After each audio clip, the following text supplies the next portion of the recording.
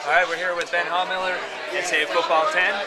Talk to us about TeamBuilder. We got a little bit out of the press release earlier today. Yeah. So tell us more. What's going to be so exciting about this? So for anyone who's been waiting for Creative School to make it into a next-gen title, you got that and more now. This is the most in-depth Creative School type feature anyone's ever added. You've been able to create a school before, you've never been able to build a team. So this is what we have now, is the ability to go from adding just something like the logo all the way down to the rating from the backup punter. You can do that all online now, create that school, then have that be able to be downloaded by both PS3 and 360 users to put in a game, put them in, play with them, put them in an online dynasty, play with them there, create your custom conference with all creative schools if you want to. Go to town.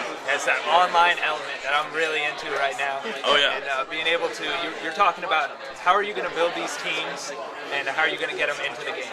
So you can go through and set everything about the school. So the name, the short name, the nickname, the logo, and you can pull in, you can take any FBS school, FCS school, as well as some generic we have, or custom load your own logo in there if you have something you want to use. So you want to get your own site logo in there, make a team, you can do it.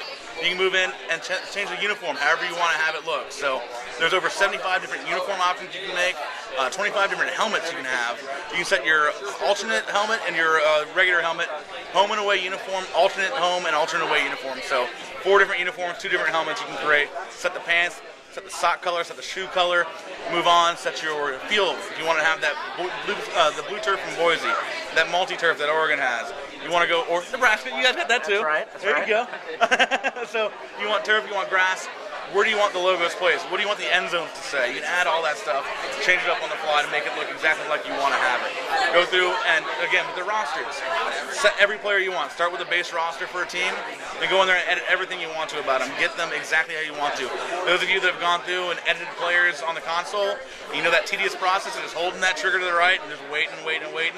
Now, keyboard and mouse, just set them up and you're done. Yeah, it's all done from the web, right? It's all done from the web, and you can go in, you can edit a school that you've created, make some tweaks to it, get those downloaded. You can go search for other schools. So I can search for every school you've made. If I liked what you've done, get all your schools in. Search for schools by name, by location, by nickname, by creator, all that sort of stuff. You can create and find the schools that you want, get them downloaded into your game. And once I've downloaded them, if you make updates and I hear about it, I can go and search for that school to find the latest update to make sure I'm getting the freshest content. Now you're bringing in, when you create this team, you're bringing them in, you're replacing somebody else, you're taking on their roster, is that correct? So you're not taking on that roster because you're doing that on the web. So you can set whatever roster you want to there and take the tweaks from there.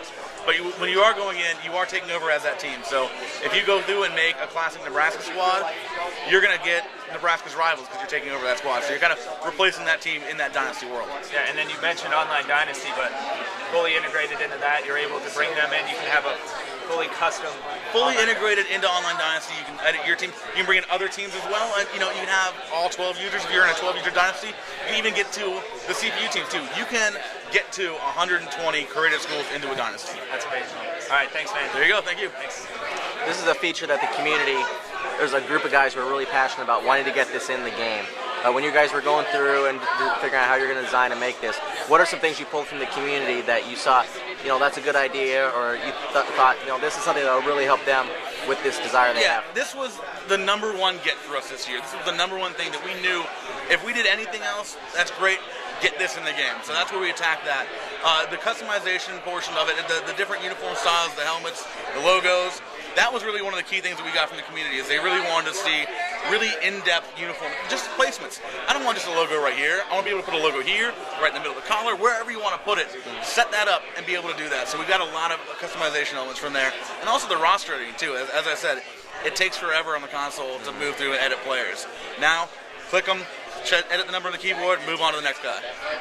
So, talk about the customization options. There are a lot of options when people are able to go on the website and do this. Can you talk about the different categories, everything you can do? I know you mentioned the rosters. I know you mentioned the field, but there's also stadiums, mascot. What are all the headers and different things they can edit overall? So the first thing you'll see is that there's a general tab, and this is just the basic parts, your primary, secondary, and tertiary logos, primary, secondary colors, and the team names, and that sort of thing.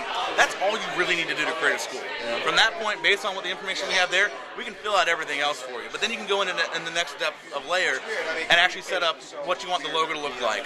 And when you custom import a logo, you can actually pull the colors straight from the logo and have those be your primary, secondary, and tertiary colors. So there's no kind of switch around, okay, is this the right garnet for Florida State, or is this the right crimson for Oklahoma? You can pull it straight out of that logo and have that be your color right there. And so that's a dream come true for those of us that aren't exactly the most art inclined to be able to do that. So once you get your logo set, you go through, you can set your uniform options, set your stadium, set a mascot you'd like to have, go through with your roster, you got your team created. That's awesome. Thanks a lot, Ben. Looking forward to Team Builder and NCAA Football 10. Definitely glad to have it.